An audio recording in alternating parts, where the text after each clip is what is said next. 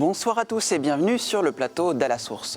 Au sommaire de ce journal, le consistoire des cardinaux qui a débuté ce matin au Vatican pour débattre de la réforme de la curie, un reportage à Lourdes à l'occasion de la Journée mondiale du malade et le désespoir du pape après un nouveau naufrage au large de Lampedusa. Vous aurez ensuite le plaisir de retrouver Cyril Le Peigneux accompagné de deux éditorialistes. Cyril, on va parler consistoire, j'imagine ? Oui, ce soir avec Guillaume Goubert de la Croix et Jean-Pierre Denis de La Vie, nous débattrons de la réforme de la curie pour savoir si c'est un mythe ou une réalité. Au Vatican, le consistoire des cardinaux a donc débuté aujourd'hui dans la salle du synode. Ce matin, le pape François a demandé du temps, de la détermination et surtout la collaboration de tous pour réformer la curie. Notre récit de cette première journée de discussion depuis Rome. Dès l'ouverture des travaux ce matin, le pape François a voulu rappeler que la réforme de la curie, c'était d'abord un souhait des cardinaux exprimé dans les discussions qui ont précédé le conclave en 2013. Il a voulu rappeler aussi qu'il s'agit non pas d'une fin en soi, cette réforme, mais bien d'un moyen visant à plus d'efficacité, plus de collégialité et finalement plus de force du témoignage chrétien. Et pour tout cela, le pape a demandé du temps, de la détermination et la collaboration de tous. Alors, ce dossier, il y travaille principalement avec le C9, le Conseil des cardinaux, qu'il a réuni autour de lui et qui joue en quelque sorte le rôle de coordinateur des travaux. Un premier point d'étape a été fait ce matin, mais c'est un travail qui dure depuis longtemps déjà et le pape avait eu l'occasion d'entendre sur ce dossier les chefs de dicastère en novembre dernier. Il a d'ailleurs précisé que les suggestions nombreuses qui lui parviennent, notamment de la curie, sont prises en compte dans ce travail. Beaucoup de sujets ont été abordés, le rôle de la secrétairie d'État, la manière de faire travailler ensemble les différents dicastères, la façon aussi d'accompagner les collaborateurs du Saint-Siège. Mais ce qui retient l'attention, évidemment, c'est le projet de création de 2 nouvelles grandes congrégations. La première rassemblerait les questions des laïcs, de la famille et de la vie. La deuxième, les questions autour de la charité avec le conseil Coronum, Justice et Paix, mais aussi la pastorale des migrants et celle de la santé. Et on y adjoindrait, dit-on, un département d'écologie, alors évidemment pas sous l'angle naturaliste, mais d'écologie humaine et sociale, qui puisse travailler à la fois sur la vision de l'homme, le respect de la création et les questions scientifiques. Alors pourquoi 2 nouvelles congrégations ? Bien sûr, d'abord, le Père Lombardi l'a rappelé dans son briefing de la mi-journée, il s'agit de faire travailler des gens ensemble, c'est bien la définition du mot. D'autre part, c'est aussi donner plus d'importance à ces sujets dans le droit fil de l'ecclésiologie du Concile Vatican II. Évidemment, ça pose aussi des tas de questions et des tas de difficultés parce que les congrégations au Vatican, elles ont aussi un pouvoir de gouvernement. Mais quel gouvernement sur les laïcs ?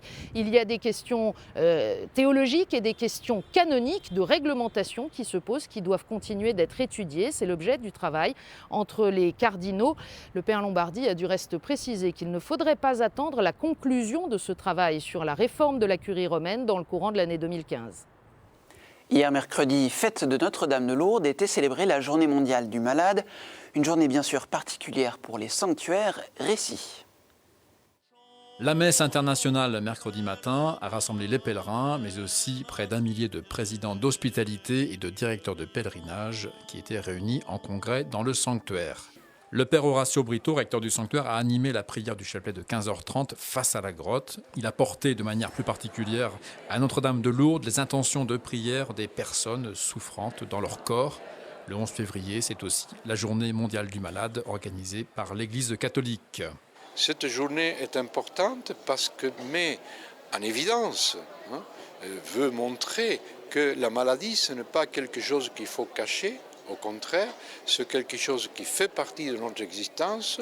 Et puis, je dirais, c'est une journée où nous devons remercier toutes ces personnes qui sont dans le monde de soins, qui sont tout près des malades.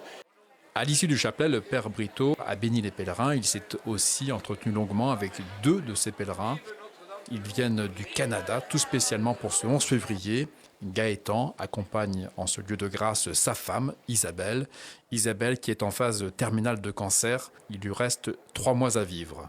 Maman Marie nous voulait ici de tout temps. J'ai l'impression on vit un moment extraordinaire. On se sent béni. Je ne pensais pas venir ici. Quand on m'a annoncé que j'avais de 3 à 9 mois à vivre, ça fait déjà 6 mois déjà de ça, donc il m'en resterait 3 mois si j'écouterais les médecins. J'ai confié complètement ma vie à Dieu.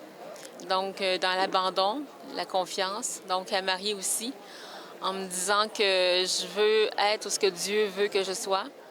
Le 11 février à Lourdes est un grand moment de communion spirituelle. Dans son message pour la Journée mondiale du malade de cette année, le pape François lui-même a invoqué Notre-Dame avec une mention particulière pour celles et ceux qui leur viennent en aide. Merci à TV Lourdes pour ce reportage. Retrouvez la version longue sur le site internet des sanctuaires. Sachez aussi à propos de Lourdes que l'évêque Monseigneur Nicolas Brouet vient de publier une lettre pastorale sur la famille dans le cadre de l'Entre-Synode. Une autre journée de solidarité a été célébrée cette fois-ci dimanche, la première journée internationale de réflexion et de prière contre la traite des personnes sous l'impulsion du Vatican. À l'Angélus, le pape François a souhaité que les gouvernements se mobilisent avec des décisions pour retirer les causes de cette plaie honteuse, indigne d'une société civile. On écoute la réaction de sœur Gabriela Bottani, coordinatrice du réseau brésilien Un Grito per la Vida, qui a adhéré à cette journée. Dobbiamo sensibilizzarci, dobbiamo informarci e dobbiamo soprattutto capire di più che cos'è la tratta di esseri umani, non solamente per accompagnare le vittime riscattate, ma perché le persone che sono responsabili anche vengano responsabilizzate, cioè sia i trafficanti ma anche realtà che a volte sostengono indirettamente la tratta, come le situazioni di corruzione o di impunità. È anche importante delle politiche che possano ridurre, che devono ridurre le situazioni di vulnerabilità in cui le persone si trovano e che fanno in modo che queste diventino poi vittime della tratta. Un nouveau drame mardi au large de l'île italienne de Lampedusa. Le naufrage de plusieurs embarcations d'immigrés clandestins. On déplore des centaines de morts qui avaient été contraints par les passeurs d'embarquer à Tripoli en Libye en dépit du mauvais temps. Le pape François, particulièrement concerné par le drame de l'immigration clandestine, a pris la parole à l'audience générale. Seguo con preoccupazione le notizie giunte da Lampedusa, dove si contano altri morti tra gli immigrati a causa del freddo lungo la traversata del Mediterraneo. Desidero assicurare la mia preghiera per le vittime e incoraggiare nuovamente alla solidarietà affinché a nessuno manchi il necessario soccorso. Au terme de l'audience générale, les maires des villes de Bethléem, Béjala et Beth Saour ont pu saluer brièvement le pape François avant de rencontrer son secrétaire d'État. Ils étaient venus demander l'aide du Vatican pour empêcher l'édification d'un nouveau mur par Israël. Ce mur couperait la vallée de Crémisan, véritable poumon vert de la région de Bethléem qui compte une forte présence chrétienne. Les édiles craignent que la construction du mur provoque un exode chrétien, un dossier qui remonte déjà à plusieurs années à suivre donc. On reste au Moyen-Orient et plus particulièrement en Syrie. En avril dernier, les forces de Damas avaient repris la ville chrétienne de Maaloula, investie par les rebelles quelques mois plus tôt. Depuis, un certain nombre d'habitants y sont retournés. Le père Toufik Aïd, curé de la paroisse grecque melkite de Maaloula, est venu en France. Il a demandé d'intervenir pour faire libérer 6 jeunes chrétiens de la ville, toujours prisonniers des terroristes. Selon lui, cette libération aiderait chrétiens et musulmans à mieux vivre ensemble. On est en train de reconstruire en fait la vie à Maaloula dans sa dimension matérielle. En même temps, on a besoin de reconstruire une vie spirituelle, une vie paroissiale, une vie économique, sociale, en fait, même les relations avec les musulmans. Alors, tout est à être reconstruit. Comme ils sont toujours ces 6 jeunes enlevés, alors ça n'aide pas en fait à reconstruire une conciliation entre les musulmans et les chrétiens. On doit casser ce cercle malin en fait par, disons, des initiatives de bien, des initiatives d'amour. Et ça part toujours de la base de la foi en fait. À la mi-janvier, on s'en souvient, la Belgique avait mené une opération antiterroriste à Verviers, dans l'est du pays. 2 hommes avaient été abattus, suspectés de préparer des attaques terroristes. Depuis, la question de la tentation du djihadisme en Belgique et de l'échec de l'intégration de l'islam dans la société se fait urgente. Dans l'enseignement public, certains veulent prendre à bras-le-corps le problème de l'exclusion des musulmans. On part de notre projet d'école catholique de dialogue, c'est-à-dire qu'à partir de notre projet pédagogique catholique, On veut entrer en dialogue avec chaque élève en respectant l'identité de chaque élève. On a un grand souci.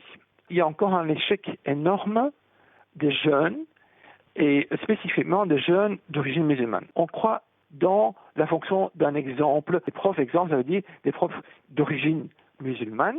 L'important, c'est de savoir que les élèves voient de n'importe quelle origine qu'ils sortent, qu'ils ont la possibilité de réussir. À côté de cela aussi, c'est aussi très important qu'il y a quelqu'un qui comprenne leur milieu social, leur milieu de la maison. Ça peut faciliter le contact avec les parents et ça peut encourager aussi les parents à mieux suivre, à mieux comprendre et comme ça aboutir à avoir un diplôme qui est pour nous l'élément principal pour le futur de ces jeunes.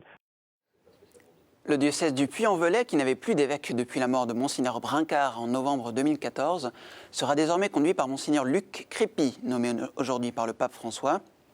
Originaire de Lille, Luc Crépy a été ordonné prêtre en 1989 à Paris pour la congrégation de Jésus et Marie. Chez les eudistes, il était jusqu'à présent vicaire général. Il a aussi été provincial de la province France-Afrique.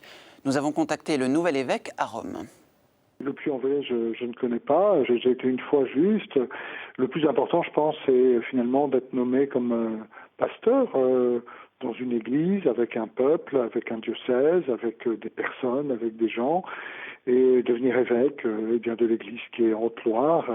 C'est ça qui me semble le plus important, voilà, de découvrir la réalité des communautés chrétiennes là-bas, découvrir un peu leur joie, travailler avec eux, travailler à ce que aussi l'évangile soit porté, soit source de vie dans ce département d'Auvergne.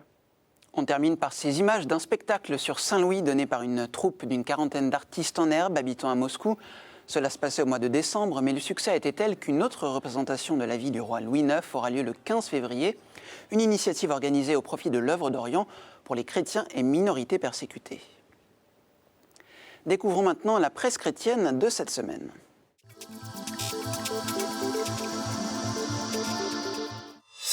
À une semaine de l'entrée en carême, La Vie nous vante les mérites du jeûne, geste thérapeutique qui est aussi spirituel ou politique, avec l'appel du magazine à un jeûne interreligieux. Connaissez-vous l'agroécologie? L'hebdomadaire Réforme consacre un long dossier à ce phénomène que certains considèrent comme une science à part et d'autres comme un projet de société. Pour le carême, Famille chrétienne propose de combattre l'acédie. Le mot a disparu des dictionnaires, mais pas du vocabulaire du pape. Le mal qui désigne la tristesse spirituelle imbibe plus que jamais notre société, affirme l'hebdo. Cette semaine, enfin, un pèlerin évoque la question de la laïcité à l'épreuve de l'islam. Le magazine a interviewé des musulmans sur les pistes d'amélioration envisagées pour mieux promouvoir la laïcité à l'école.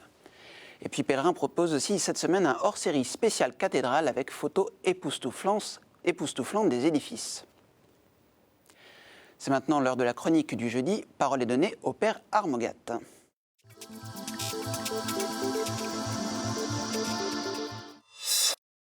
Notre monde est un peu déboussolé, la planète est devenue folle. Depuis quelques mois, les bruits de guerre aux portes de l'Europe, les actes de barbarie, les assassinats d'otages, les représailles, tout cela est un engrenage de violence qui augure mal de ce nouveau siècle. Et dans tout cela, il me semble que les chrétiens, les catholiques en particulier, doivent essayer de garder l'orientation. Notre orient, c'est le Christ. Donc on ne peut pas se laisser engluer dans des considérations politiciennes, fussent-elles internationales. Nous devons, me semble-t-il, à la fois pour nous et pour le monde dont nous sommes responsables, tenir fermement la vérité de Jésus-Christ vivant, ressuscité des morts, et qui reviendra dans la gloire.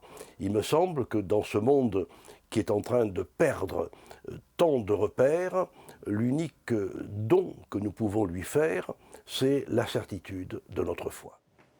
Voilà, place au dossier avec Cyril et ses deux invités. Je vous retrouve mardi prochain pour une nouvelle édition d'À la Source. Très bonne soirée à tous.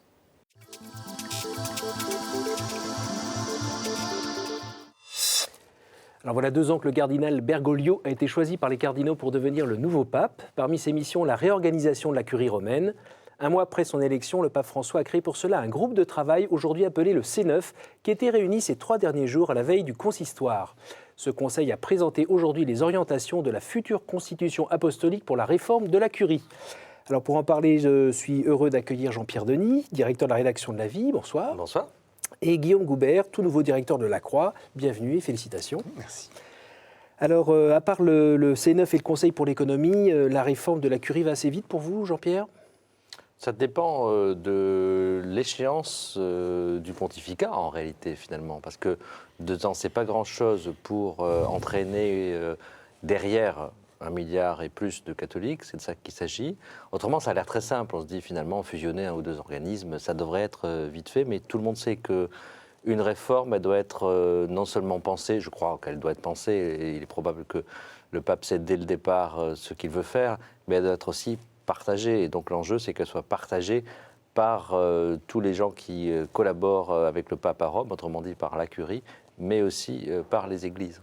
Alors ça fait un moment qu'on parle de cette réforme de la curie, donc on imagine que l'actuel pape y avait aussi réfléchi depuis un moment. Ça ne vous paraît pas un petit peu loin à se mettre en route, tout ça ? Disons que l'inconvénient, c'est que pour les collaborateurs du pape, ils sont un peu dans l'expectative, donc ce n'est pas forcément propice à l'accomplissement de leur mission que de se dire où serais-je dans 3 mois, dans 6 mois, etc. De ce point de vue-là, il est effectivement souhaitable que cette période ne dure pas trop longtemps. D'un autre côté, il est clair que changer les structures, si en même temps il n'y a pas une conversion des esprits, voire une conversion des cœurs, ça ne changera pas grand-chose. Je veux dire, les textes, c'est une chose, la façon de les vivre en est une autre. C'est là où le fameux discours dit des 15 maladies qu'a prononcé le pape au mois de décembre, là, lors des vœux à la curie, est un discours très important, parce que c'est justement là où il appelle ses collaborateurs, et au-delà de la curie, l'ensemble de l'Église, à se poser un certain nombre de questions, de faire un examen de conscience. Et ça, je veux dire, la conversion personnelle, ça prend du temps. Alors dans les médias, dans certains médias, on a vu ce discours donc, du 22 décembre comme une attaque vraiment forte contre les cardinaux. On est... Non ? Oh, si, quand même. Justement, je l'ai visionné de nouveau il n'y a pas longtemps. Il y a une chose qui m'a frappé, c'est l'attitude des cardinaux pendant ce discours. Surtout quand il dit qu'il ne faut pas avoir une tête d'enterrement. Ils ont précisément, quand ils entendent une tête d'enterrement, et on peut les comprendre. C'est quand même un discours qui est très fort, qui est assez violent. On peut employer le mot, on peut parler de violence. Il y a une violence verbale dans ce discours. C'est, je pense, calculé. Le pape veut faire bouger les mentalités. Et il veut bousculer un petit peu les cardinaux. C'est assez visible. Je ne suis pas tout à fait d'accord avec Jean-Pierre, parce que je pense que nous, observateurs du Vatican, il faut qu'on change un tout petit peu de logiciel. C'est-à-dire qu'on a tendance, pendant très longtemps, j'ai moi-même fait ce métier à Rome pendant quelques années, à l'époque, beaucoup de choses étaient dites entre les lignes. Et notre rôle de vaticaniste, c'était de dire, vous savez, ce petit bout de phrase-là, en fait, ça veut dire ça, et c'est très fort, c'est très violent, etc. Là, on est avec un pape qui s'exprime en direct. Je veux dire, il n'y a rien entre les lignes. Et du coup, si on applique le vieux logiciel d'analyse des discours pontificaux, du coup, on surinterprète un petit peu. Et donc, je pense que ce discours, bien sûr, il était complètement inédit. Ça, c'est clair. Et je comprends la surprise qu'ont pu éprouver les auditeurs. Mais il ne faut pas y voir pour autant, à mon avis, une sorte de correction violente de son entourage. Il leur dit, voilà, nous tous, il faut qu'on se pose ces questions. Et encore une fois, ça vaut pour nous aussi, simples fidèles. C'est sûr. Vous avez l'impression d'avoir un vieux logiciel, Jean-Pierre ? Non, moi j'ai l'impression d'avoir entendu un nouveau ton. Ça, on sera d'accord. Et j'ai eu l'impression très nette, et je l'ai eu de nouveau en regardant de nouveau ces images, que pour les cardinaux, c'était réellement un choc. Alors peut-être que la surinterprétation, c'est eux qui la font aussi, hein, c'est-à-dire que c'est eux qui ont... Mais enfin, quand même, c'est un pape qui peut aller très très loin dans l'expression, il peut employer des propos. En fait, c'est ça qui, je trouve d'ailleurs, est intéressant. Il ne censure pas son ton. Il parle aux cardinaux, il parle aux médias, il parle à la planète, comme peut-être le ferait un curé de campagne, directement, abruptement, et sans prendre excessivement de gants. Donc du coup, effectivement, peut-être qu'il ne va pas révolutionner les choses. Et de fait, depuis 2 ans, il ne s'est pas passé tant de choses que ça en termes de réorganisation, mais ça provoque un choc. La correction fraternelle, parfois, ça se passe aussi entre soi, les rideaux fermés, Ça aurait dû se passer comme ça, à votre avis? C'est un des reproches qui lui a été fait par le personnel de la Curie, oui, qui est de dire Noël, c'était pas le meilleur moment pour nous dire ça aurait été mieux à l'entrée en carême, et puis c'était peut-être pas la peine de le faire effectivement en direct devant. Parce que moi, les échos que j'ai eus, c'est que, je suis allé à Rome peu de temps après, c'est que les personnes de la Curie ont été impressionnées par le feedback, par le retour qu'ils ont eu, c'est-à-dire qu'ils ont écouté le discours, ils ont dû se dire, bah oui, il a raison sur un certain nombre de points, il faut qu'on réfléchissent, etc. Et puis ensuite, quand ils rencontraient des gens à l'extérieur qui leur ont dit « Oh bah dites donc, le patron, il vous aime pas », là, ils se sont dit « Non, mais finalement, c'est peut-être quand même un peu injuste ce qui nous est arrivé. » Et je pense qu'il a, de ce point de vue-là, effectivement, le système médiatique a peut-être eu un effet qu'il n'avait pas complètement mesuré. Et du coup, il a pu blesser des personnes plus qu'il ne l'aurait voulu. Et puis peut-être que le pape est pris dans une sorte de contradiction liée au temps. D'un côté, il sait qu'il doit prendre son temps pour mettre en œuvre ses réformes. Il a déjà pris 2 ans. Pour l'instant, les réformes sont encore à l'état de projet, sauf sur les finances. Mais en même temps, il a l'âge qu'il a et donc un pontificat qui n'est pas parti pour durer 20 ans. Donc il est obligé de gérer cette contradiction. Donc de temps en temps, je pense qu'il est tenté de mettre un coup d'accélérateur, de donner un coup de pied dans la fourmilière. Est-ce que vous pensez que dans la Curie, pour ceux qui l'ont élu, il y a des regrets ? Je sais qu'il y a des fantasmes autour d'éventuels regrets qu'auraient certains. Moi, je ne sais pas. J'avoue, honnêtement, je ne sais pas les mesurer. Oui, parce qu'on lit dans la presse, ou on voit parfois à la télévision certains reportages qui montrent que là-bas, c'est pas tout rose. On voit certains articles qui sont même très critiques à l'égard du pape. On peut critiquer le pape ? Celui qui a été élu par les cardinaux, qui ont été inspirés par le Saint-Esprit. C'est une question. Il a quand même lui-même demandé qu'on parle librement. D'ailleurs, je trouve que c'est assez nouveau et c'est bien, c'est une bonne chose. Il a désacralisé un petit peu le rapport, justement dans le langage. On peut se parler plus franchement, c'est bien. Jusqu'où on peut aller ? Écoutez, il nous invite à la franchise. Pour un journaliste catholique qui considère que le pape a été élu par des cardinaux inspirés par le Saint-Esprit, est-ce qu'on peut faire une critique qui fait qu'on se demande si le pape est vraiment la bonne personne au bon endroit ? C'est pas le rôle, en tout cas, que se donne la Croix. Je peux répondre que pour mon propre journal. Nous, ce qu'on essaie, c'est d'analyser et de comprendre pourquoi il prend telle ou telle décision, il prend telle ou telle attitude. Il n'y a pas de notion critique dans notre esprit. Je ne pense pas qu'on soit plus critique ou plus enthousiaste pour le pape François qu'on ne l'était pour ses prédécesseurs. On a un rôle d'analyse et d'explication de façon à ce que nos lecteurs puissent se faire leurs propres convictions. Oui, je crois que c'est une question qui ne se pose pas, franchement. Enfin, que certains puissent se la poser parce qu'ils sont inquiets.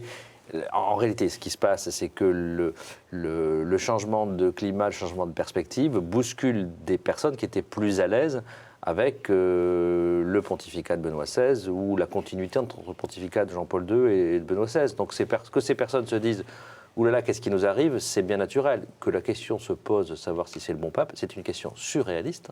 Je trouve que c'est une question juste surréaliste.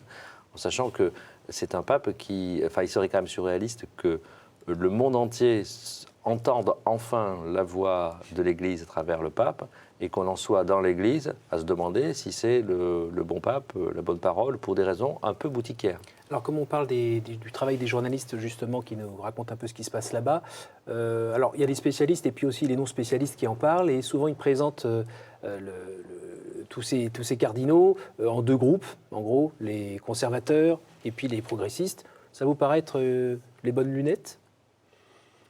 Je veux dire, vous savez, il y a eu des très belles descriptions de l'Église en disant qu'il y a une fonction d'inspiration, une fonction d'expiration. Il y en a certains qui se préoccupent surtout de la cohésion interne de l'Église, d'autres qui se consacrent davantage à aller vers le monde, etc. À mon avis, il y a quand même là une grande complémentarité.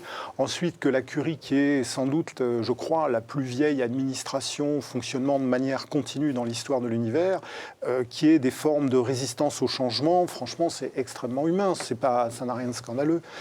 C'est sans doute une structure qui a besoin de plus de temps que d'autres pour évoluer. Mais vous savez, quand on regarde l'administration française, on peut dire que ça évolue très vite. Qu'il y ait des réseaux, qu'il y ait des clivages, qu'il y ait des affinités, ça me paraît absolument évident. Et d'ailleurs, c'est normal, c'est même sain d'une certaine façon. Après que ça se produise de cette façon binaire, avec d'un côté les conservateurs, de l'autre les progressistes, c'est un petit peu...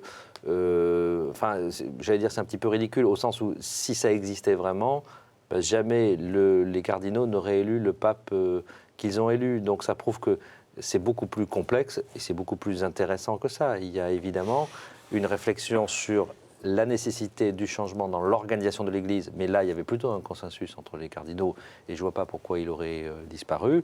Et puis, il y a une réflexion autre et aussi importante sur la façon dont l'Église va vers le monde et annonce l'Évangile aujourd'hui. Et là, il y a probablement des débats, savoir si on met davantage en avant la loi ou si on met davantage en avant la charité.